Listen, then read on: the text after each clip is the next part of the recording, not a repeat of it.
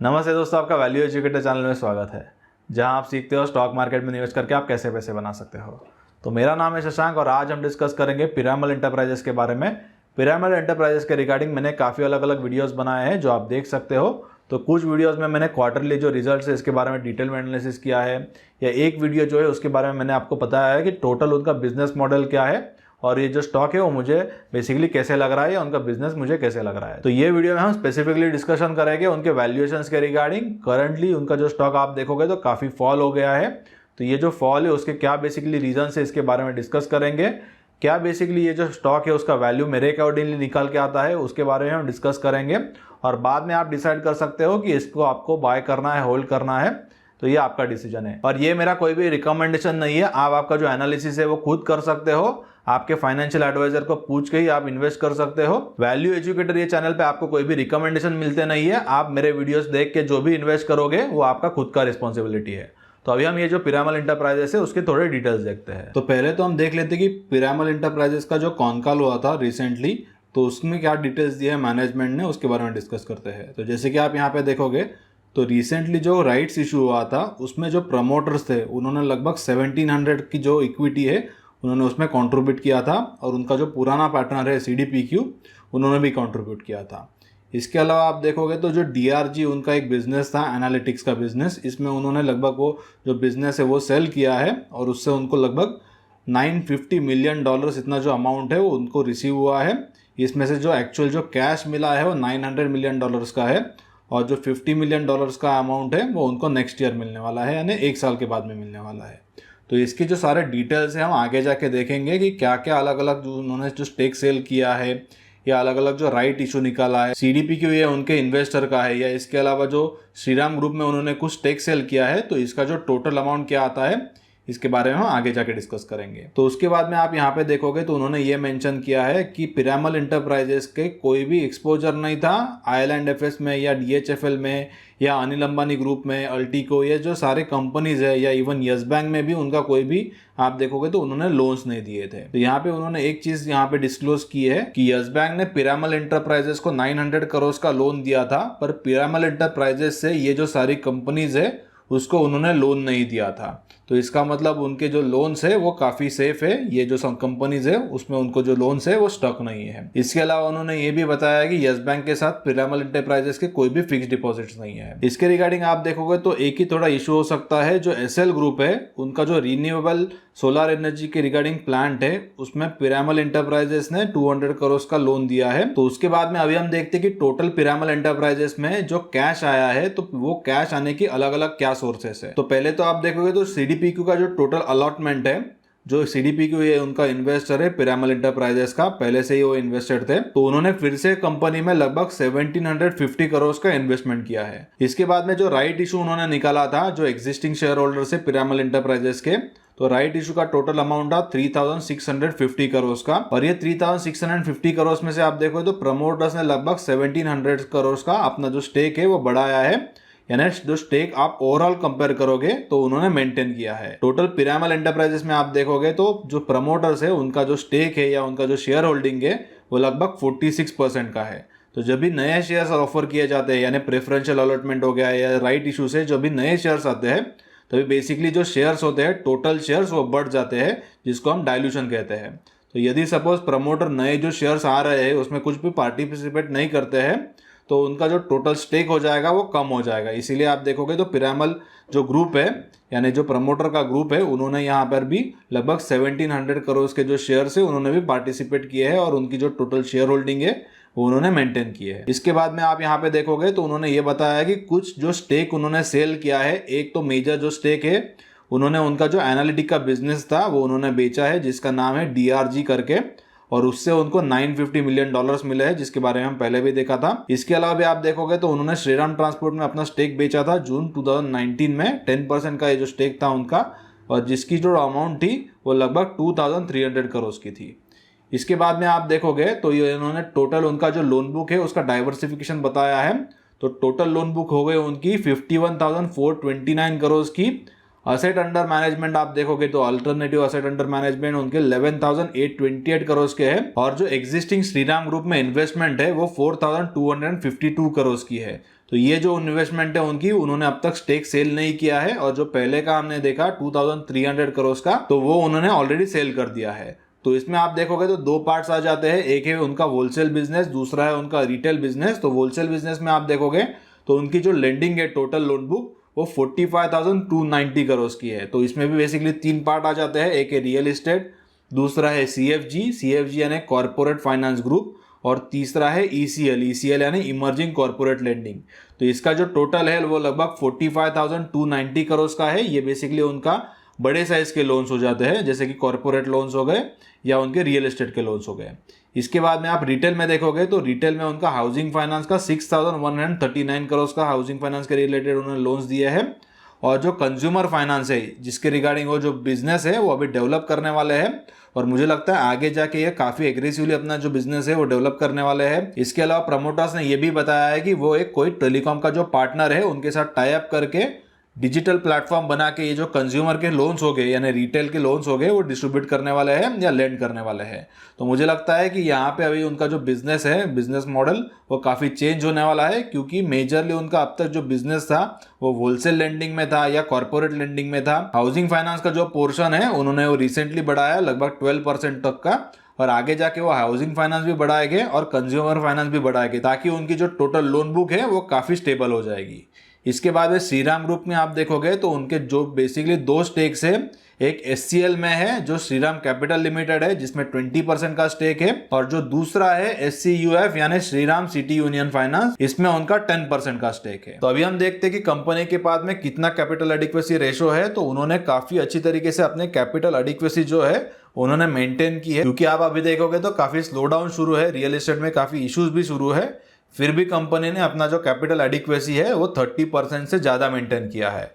और at the same time आप देखोगे तो उन्होंने अपनी जो डेट है, डेट टू इक्विटी, वो रिड्यूस की है। फिलहाल में उनकी जो डेट टू इक्विटी है वो 2.8 टाइम्स है। आगे जाके कंपनी का ये एक्सपेक्टेशन है कि मार्च तक ये उनकी जो डेट टू इक्विटी है वो लगभग 1 टाइम्स हो जाएगी, यानी वो काफ़ी कंजर्वेटिवली आगे जाके करने वाले हैं, जो कंपनी के लिए अच्छा है। और एक बार उनकी जो रिटेल की लोन बुक है वो बिल्ड हो जाएगी तो आगे जाके वो उनकी जो डेट टू इक्विटी है वो बढ़ा सकते हैं, जिसके बारे में हम आगे जाके डिस्कस करेंगे। तो यहाँ पे आप देखोगे तो उन्होंने टोटल डेट टू इक्विटी जो है पूरे टोटल ग्रुप का, पहले जो हमने देखा था वो सिर्फ लेंडिंग बिजनेस का था, यानी पिरामल टोटल ग्रुप का डेट टू इक्विटी कितना है। तो यहाँ पे देखोगे तो दिसंबर 2019 में उनकी जो टोटल इक्विटी थी वो लगभग 34,000 करोड़ की थी, और इसके कंपैरिजन में आप उनकी डेट देखोगे तो लगभग 36,656 करोड़ की थी, यानी डेट टू इक्विटी आप कैलकुलेट करोगे, net date divided by total आप इक्विटी करोगे तो 1.08 टाइम्स हो जाएगा।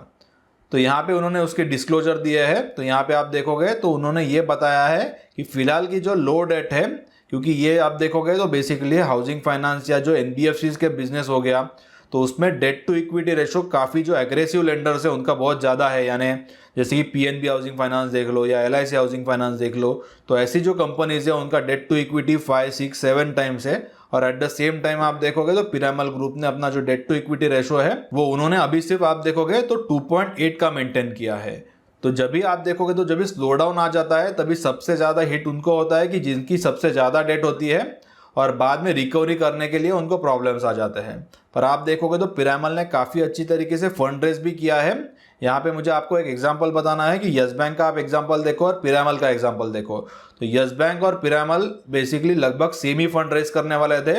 यस बैंक ने आपको पता होगा तो उन्होंने बताया था कि वो $2 बिलियन इतने जो फंड्स है वो रेज करने वाले थे, यानी लगभग 14,000 करोड़ का हो गया। तो आप सिमिलरली देखोगे तो अजय पिरामल जी ने बताया था कि वो लगभग 8,000 to 10,000 करोड़ के जो फंड्स है वो अलग अलग स्टेक बेच के और कुछ जो फंड्स है वो रेज करके वो टोटल फंड 8 to 10,000 लाने वाले थे। तो एक्चुअली उन्होंने ज़्यादा ही लाया, लगभग 14,500 का किया है। और आप यस बैंक का देखोगे तो अब तक उनका जो फंड है वो तो रेज नहीं हुआ, और उसके बाद में भी आपको पता होगा कि बैंक की जो कंडीशन है वो काफ़ी पुअर हो गई। फिर आरबीआई ने उनका जो बोर्ड है उसको सस्पेंड कर दिया, अभी नया बोर्ड है, अलग अलग जो प्राइवेट सेक्टर की बैंक्स है और प्लस एसबीआई है उन्होंने इन्वेस्ट किया है। तो बेसिकली ये हमें देखना चाहिए कि प्रमोटर क्या बेसिकली प्रॉमिस कर रहे हैं और उसके अकॉर्डिंगली वो क्या डिलीवर कर रहे हैं। और मैं हमेशा ऐसे ही प्रमोटर्स के साथ जाता हूं कि वो अंडर प्रॉमिस करते हैं और ओवर डिलीवर करते हैं। आप देखोगे तो बहुत सारे कंपनीज के आपको ऐसे प्रमोटर मिल जाएंगे कि वो बहुत एग्रेसिवली काफी चीजें कहते हैं या बहुत ज्यादा हाई गाइडेंस देते हैं और बाद में बिजनेस उनका उतना परफॉर्म नहीं कर पाता है और बाद में स्टॉक भी आप देखोगे तो गिर जाता है। तो जनरली आपको ऐसे बिजनेस में इन्वेस्ट करना चाहिए कि एटलीस्ट जो प्रमोटर कह रहे हैं एटलीस्ट उतना तो उनको डिलीवर करना चाहिए, उससे बेटर वो डिलीवर करते हैं तो कंपनी के लिए वो अच्छा ही है। इसके बाद में अजय पिरामल जी ने यहाँ पे कहा है जो ROE है वो उनको एक्सपेक्टेड है 15% का, इमीडिएटली नहीं होगा, उसको 2-3 साल लगेंगे, बट 15% का ROE NBFC बिजनेस के लिए काफी अच्छा है। और ROE इसका मतलब return on equity. Return on equity के बारे में आपको और जानना होगा तो मैंने एक सेपरेट वीडियो में इसके रिगार्डिंग काफी डिटेल में बताया है। इसके अलावा जो अलग अलग काफी रेशोज है वो मैंने वैल्यू इन्वेस्टिंग मेरा मास्टर कोर्स जो है उसमें मैंने कवर किया है। लगभग हमने 15 to 20 जो अलग अलग रेशोज होते हैं उसको मैंने यहाँ पे कवर किया है। इसके बाद में हम नेक्स्ट चीज देख लेते हैं। तो यहाँ पे आप देखोगे तो उनके जो बेसिकली अलग अलग चीजें बताई है कि डेट टू इक्विटी कंपेरेटिव कैसा हो गया है 2018 और 2019 के कंपैरिजन में, यानी लास्ट ईयर में उनका डेट टू इक्विटी 4.4 टाइम्स था जो अभी फिलहाल में कम होकर 2.8 टाइम्स हो गया है। इसके बाद में कैपिटल एडिक्वेसी रेशो बढ़ गया है जो काफ़ी अच्छा है कंपनी के लिए, 27% से वो 32% का हो गया है। जो यील्ड है यील्ड भी बढ़ गई है, ये भी अच्छा है उनके लिए। पर यहाँ पे एक निगेटिव आपको दिखाई देगा कि बोरोइंग कॉस्ट जो होती है, यानी जो NBFCs होते हैं वो बेसिकली म्यूचुअल फंड से और बैंक पैसा लेते हैं, तो वो क्या रेट पे इनको पैसा दे रहे हैं ये बेसिकली आपको बोरोइंग कॉस्ट से समझ जाएगा। तो लास्ट ईयर में बोरोइंग कॉस्ट कम थी, 8.6% थी, अभी आप देखोगे तो बोरोइंग कॉस्ट बढ़ गई है, लगभग 11% की हो गई है। सिमिलरली उनके GNP यानी ग्रॉस लेवल के NPA भी बढ़ गए हैं क्योंकि रियल एस्टेट ये जो सेक्टर है उसमें काफी फिलहाल में स्ट्रेस है। इसके बाद आप टोटल प्रोविजनिंग देखोगे तो टोटल प्रोविजनिंग बेसिकली यहाँ पे फ्लैट है। लॉस गिवन डिफॉल्ट उनके यहाँ पे आप देखोगे तो काफी कम है। उसके बाद में अभी हम और कुछ उनके पैरामीटर्स के बारे में बात करते हैं, जैसे कि उनका जो टोटल लोन बुक का साइज है, जैसे कि हमने पहले भी डिस्कस किया, वो 51,429 करोड़ का है। डेट टू इक्विटी 2.8 टाइम्स है। एवरेज यील्ड ऑन लोन्स 14% का है। कॉस्ट ऑफ बोरोइंग 11% जो हमने पहले देखा। उनके नेट इंटरेस्ट मार्जिन आप देखोगे तो वो 5.5% के है और मुझे लगता है कि नेट इंटरेस्ट मार्जिन 5.5% होना रियल एस्टेट लेंडिंग में ये काफ़ी अच्छा उन्होंने मेंटेन किया है अपने नेट इंटरेस्ट मार्जिन। उनका कॉस्ट टू इनकम रेशो देखोगे वो 19% का है।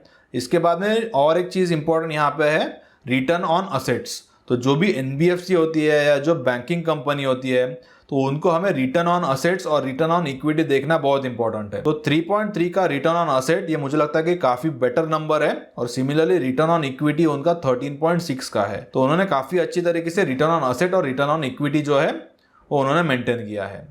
इसके बाद में हम आगे जाके वैल्यूएशंस के बारे में डिस्कस करेंगे कि करंटली उनके वैल्यूएशंस बेसिकली क्या होने चाहिए और मार्केट उनको क्या वैल्यूएशंस दे रहा है।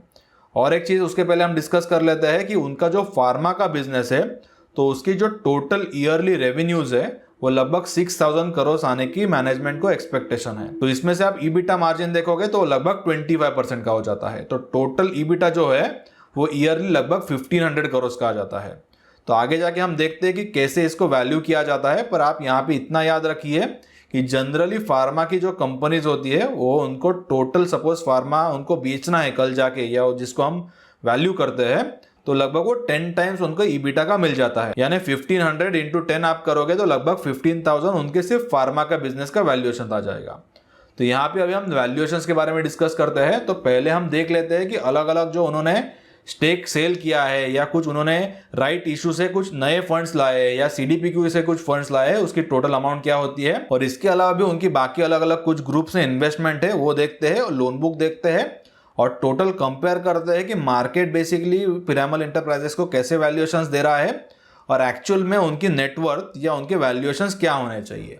तो पहले तो आप देखोगे तो हमने ये जो चीजें पहले डिस्कस कर ली है। तो राइट इशू से उनको 3,650 करोड़ आए, CDPQ से उनको 1,750 करोड़ आए, श्रीराम ट्रांसपोर्ट फाइनेंस का उन्होंने जो स्टेक सेल किया है जून 2019 में उससे उनको 2,300 करोड़ आए और जो उनका एनालिटिक का बिजनेस था DRG उससे उनको $950 मिलियन आए हैं। तो टोटल आप करोगे तो वो हो जाएगा 14,300 to 14,500 करोड़ का। तो जैसे कि थोड़ा बहुत डॉलर वेरी होगा वैसे यहाँ पे कुछ चेंज हो सकता है। तो उनके पास करंटली जो कैश अवेलेबल है वो लगभग 14,300 करोड़ के अवेलेबल है। तो इसके अलावा भी आप देखोगे तो उनकी करंट में भी कुछ इन्वेस्टमेंट्स है श्रीराम ग्रुप में जिसकी करंट वैल्यू जो है यानी बेसिकली दिसंबर 2019 ये क्वार्टर के वैल्यूएशन से उनका जो टोटल इन्वेस्टमेंट आ रहा है वो 4,250 करोड़ का आ रहा है। फार्मा बिजनेस में आप देखोगे तो जैसे कि मैंने आपको बताया कि उनका ईबिटा जो है वो 1500 करोड़ का है। हम जनरली 10 टाइम्स देते हैं ईबिटा का टोटल बिजनेस का वैल्यूएशंस करने के लिए, तो वो हो जाएगा 15,000 करोड़। उनकी लोन बुक जो है जिसके बारे में हमने पहले भी डिस्कस किया वो है 51,429 करोड़। तो आप टोटल कैलकुलेट करोगे यानी टोटल कैश श्रीराम ग्रुप के इन्वेस्टमेंट, फार्मा बिजनेस और लोन बुक मिला के वो 84,981 करोड़ का आ जाता है। करंटली आप उनका मार्केट कैप देखोगे तो 14,000 करोड़ के आसपास टोटल स्टॉक जो है वो ट्रेड कर रहा है, और कंपनी के पास जो डेट है फिलहाल में वो 36,656 करोड़ की है। तो एंटरप्राइज वैल्यू आपको कैलकुलेट करना होगा, यानी टोटल बिजनेस का फिलहाल में वैल्यूएशंस क्या है मार्केट में, वो हो जाता है total market cap plus total date. तो आप देखोगे total market cap plus total date वो लगभग हो जाएगा 50,656 करोड़।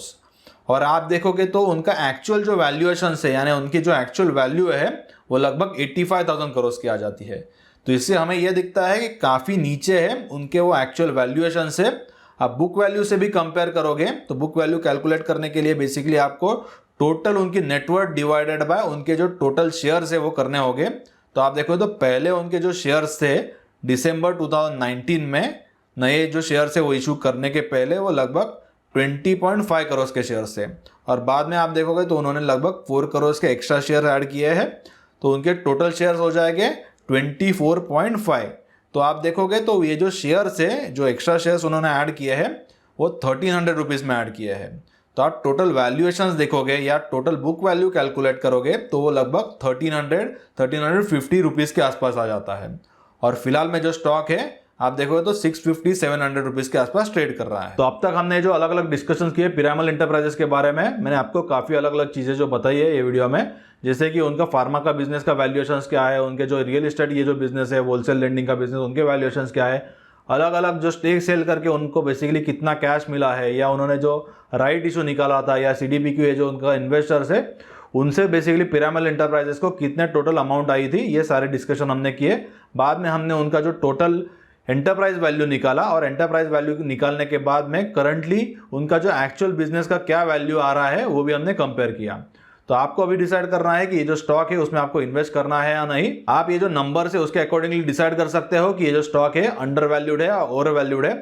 तो ये जो स्टॉक है वो बेसिकली गिरने के यही रीजन मुझे दिखाई दे रहे हैं। एक तो आप देखोगे तो ये मेजरली जो स्टॉक मार्केट पूरा क्रैश हो गया है, इसका एक रीजन ये है, और दूसरा रीजन ये है कि जो रियल एस्टेट है बेसिकली जो सेक्टर है वो थोड़ा डाउन ट्रेंड में यहाँ पे सेक्टर है फिलहाल में, काफ़ी यहाँ पे कंसोलिडेशन हो रहा है या बेसिकली उसमें कुछ नई डिमांड नहीं आ रही है। इसीलिए जो फाइनेंसिंग होती है रियल एस्टेट के कंपनीज को या बेसिकली जो कॉर्पोरेट के कंपनीज को, वो सारे बेसिकली NBFCs में बहुत ज़्यादा आप देखोगे तो गिरावट आ चुकी है।